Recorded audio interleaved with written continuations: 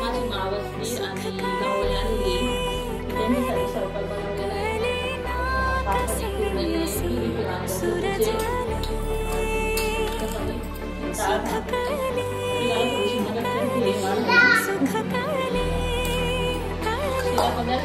आहे. आत्ताच नवीन लग्न झालेले किती वेळ झाले 2 महिना 2-3 महिने झाले ते पहिल्यांदा आले काय असेल त्याला बरी काम माहेश्वरी